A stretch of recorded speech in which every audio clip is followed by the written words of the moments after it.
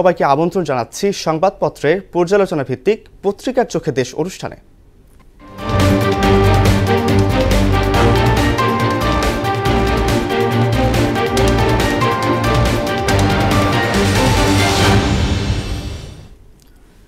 দর্শক, অনুষ্ঠানে আজকের অতিথি মোহনা টেলিভিশনের যুগ্ম বার্তা সম্পাদক নাসির উদ্দিন।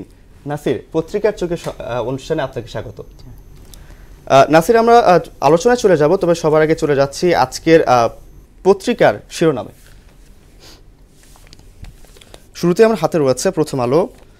এখানে ওনারা যে সংবাদ করেছেন যে ধনীদের কাছ থেকে বেশি কর আদায়ের সুপারিশ। এর পাশে রয়েছে কাজে আসছে না 9 কোটি টাকার 12টি রেডিও স্টেশন। শহীদ পরিবারগুলোর কোনো খোঁজ নিচ্ছে না সরকার।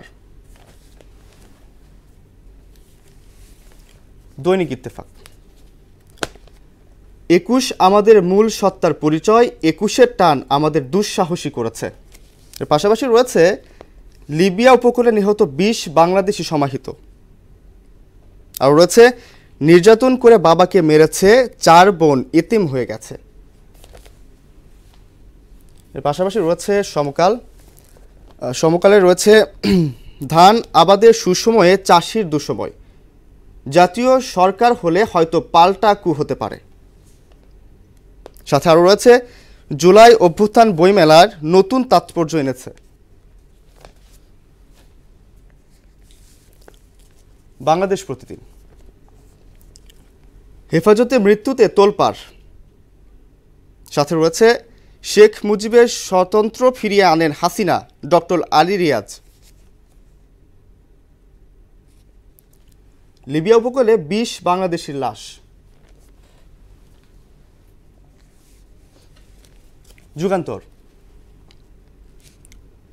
ফের বিচার বহির্ভূত হত্যা, কুমিল্লায় নিরাপত্তা হেফাজতে যুবদল নেতার মৃত্যু।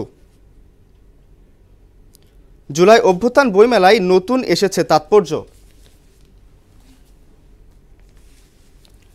পাশাপাশি রয়েছে আরও বণিক বার্তা, সেখানেও আছে বিশ্ববিদ্যালয়ের সংখ্যা কমানোর সুপারিশ টাস্ক ফোর্সের। সাথে আরও রয়েছে বড় জনগোষ্ঠীর দেশ কম রফতানি। সবশেষে আমার হাতে রয়েছে the daily star, luckily reform proposal, gov officials may be able to retire after 15 years.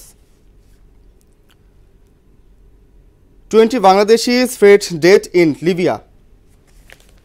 দর্শক, প্রতিদিনের ন্যায় আজকেও যেটা দেখলাম যে প্রত্যেকটা পত্রিকাতেই কিছু কিছু মূল যে শিরোনামগুলো করেছেন, ওরা কিছু সংবাদ করেছেন।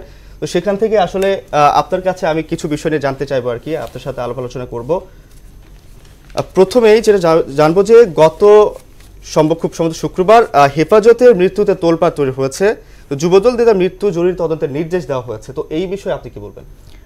হ্যাঁ, যৌথ বাহিনীর হেফাজতে থাকা অবস্থায় এক যুবদল নেতা তহিদুর রহমান নামে তার মৃত্যু হয়েছে। এবং তারপরেই যে বিষয়টা সবচেয়ে সামনে এসেছে, দেখুন, যখন আওয়ামী লীগ সরকার আমলগুলোতে এ ধরনের বিচার বহির্ভূত হত্যাকাণ্ড নিয়ে অনেক ধরনের আলোচনা ছিল, সেই প্রেক্ষাপট সামনে আনলে আমরা যে অভ্যুত্থান পরবর্তী যে বাংলাদেশকে দেখছিলাম, সেখানে গুম খুনের বিচার হচ্ছে কিংবা বিচার বহির্ভূত কোনো হত্যাকাণ্ডকেই কেউ সমর্থন করে না। আসলে এটা তো খুবই বাস্তবতা। আমরা যে কোনো একটি ঘটনা ঘটুক না কেন, সেই ঘটনার সুষ্ঠু বিচার হবে, তদন্ত হবে, তারপরে তার সেই দায়ীদের বিচার হবে। এটাই কাম্য। আর একটা বিষয় আছে যে ক্যাম্প কমান্ডার প্রত্যাহার, হ্যাঁ, সেটা ওই ঘটনার পরপরই করা হয়েছে।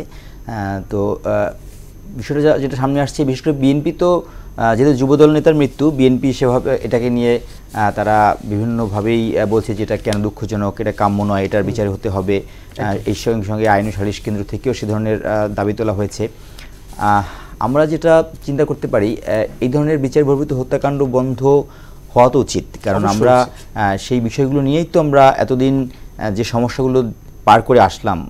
আওয়ামী লীগ সরকারের টানা 16 বছরে এই ধরনের অনেক সমস্যা ফেস করতে হয়েছে। দেশ থেকে বিদেশ থেকে অনেক ধরনের সমালোচনা হয়েছে, বিভিন্ন রিপোর্ট প্রকাশ হয়েছে যেখানে বলা হয়েছে যে আওয়ামী লীগ সরকার আমলে বিচার বহির্ভূত হত্যাকাণ্ডর অনেকগুলো নমুনা আছে, অনেকগুলো ঘটনা ঘটছে।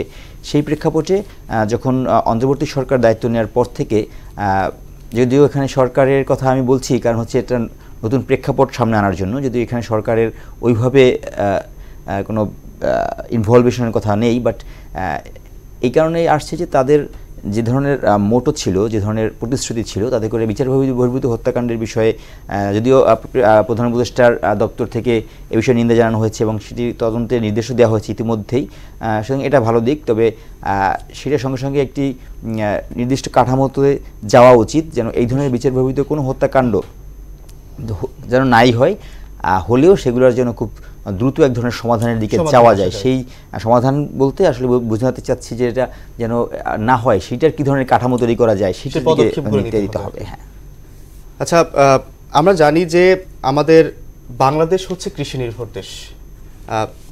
তো কৃষি নির্ভর দেশে আসলে আমাদের কৃষিদের নানা সময়ে অনেক ভোগান্তিতে পড়তে হয়। যেমন কিছু আবাদি জমিতে হয়তোবা দুঃসময় চলে আসে। তো এইরকম ভাবে সমকালে একটা হচ্ছে ওনারা শিরোনাম করেছে, সেটা হচ্ছে ধান আবাদের সুসময়, চাষির দুঃসময়। আসলে এখানে ধান আবাদের সুসময়ে, চাষির দুঃসময়, এটা বলতে আসলে কি বোঝানো হয়েছে? এখানে আসলে চাষিদের কোনো দুঃসময় আসছে বা তাদের আবাদ প্রক্রিয়াতে কোনো দুঃসময় আসছে না, দুঃসময় চলছে।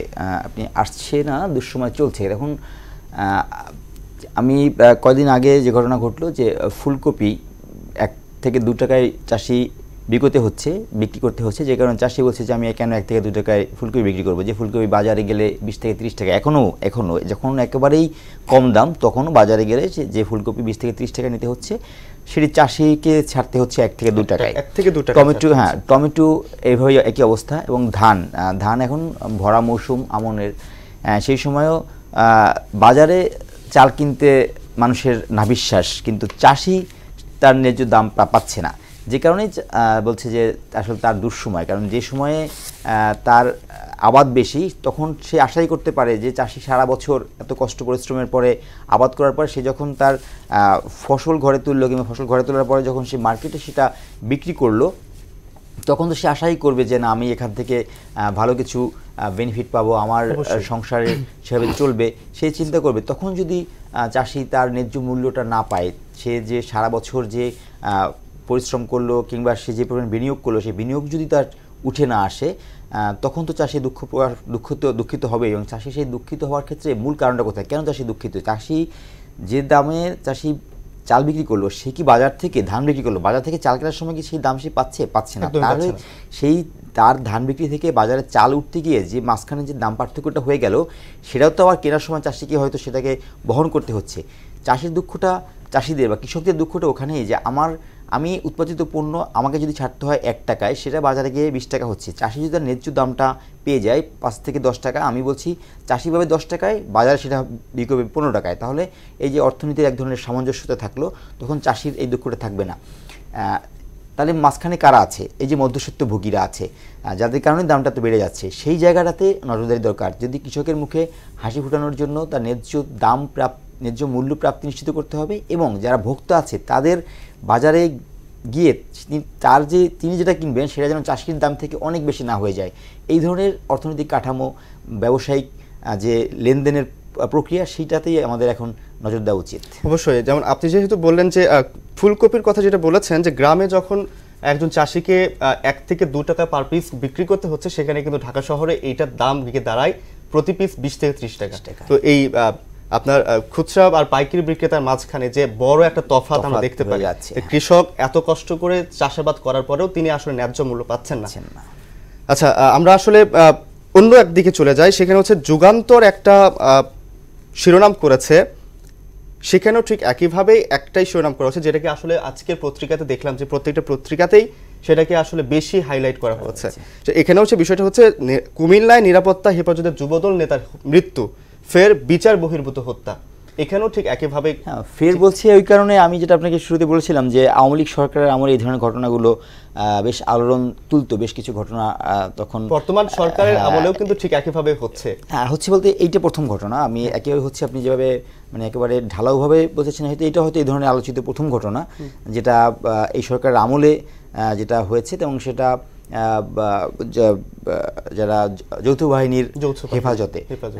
এই কারণেই একই সঙ্গে এটা ফের তারা হয়তো উচ্চারণ করেছে এই ওয়ার্ডটা, ফের মানে হচ্ছে আওয়ামী লীগ সরকারের সঙ্গে এই সরকারের এক ধরনের সামঞ্জস্য চিন্তা করছে, এই ঘটনাকে তারা রিলেট করার চেষ্টা করেছে। তবে সেই ঘটনাকে রিলেট না করে আমরা যেটা চিন্তা করতে পারি যে ঘটনা রিলেট না করে যেন এই ধরনের ঘটনাগুলো তারা কিন্তু এক ধরনের প্রতিশ্রুতিবদ্ধ যে এই সরকার যে তারা এই ধরনের কোনো বিষয় দেখতে চায় না। তা বিশেষ করে তারা গুম কমিশন করার জন্য আন্তর্জাতিকভাবে তারা সনদে স্বাক্ষর করেছে, তারা মানসিকভাবে তারা এই ধরনের ঘটনাকে সাপোর্ট করবে না, সে ধরনের প্রতিশ্রুতি এখনও তারা দিয়ে এসেছে, এখনও হয়তো আছে। আমার বিশ্বাস এই ধরনের প্রতিশ্রুতি এই অন্তর্বর্তী সরকার আছে যে তারা বিচার বহির্ভূত হত্যাকাণ্ডকে তারা সমর্থন করবে না, গুম খুনকে তারা সমর্থন করবে না, এই ধরনের প্রতিশ্রুতি তারা দিয়ে এসেছে এবং সেই প্রতিশ্রুতি এখনও আছে।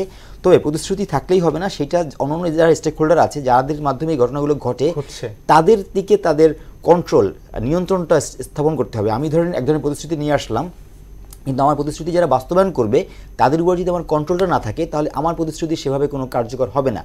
আমি প্রতিশ্রুতি দিলাম এবং যারা এই আমার প্রতিশ্রুতি বাস্তবায়ন করবে তাদের কন্ট্রোল, তাদের ক্ষমতার, তাদেরকে নিজেদের কন্ট্রোলে রাখা, তাদেরকে সেই দিকগুলোকেই অবশ্যই এই সরকারকে দেখতে হবে। কথা হচ্ছে বিচার ব্যবস্থাকে একটু সুদৃঢ় করতে হবে। হ্যাঁ, তাহলেই আসলে এই সমস্যা থেকে আমরা প্রতিশ্রুতিগুলোকে তারা বাস্তবায়ন করতে পারবে।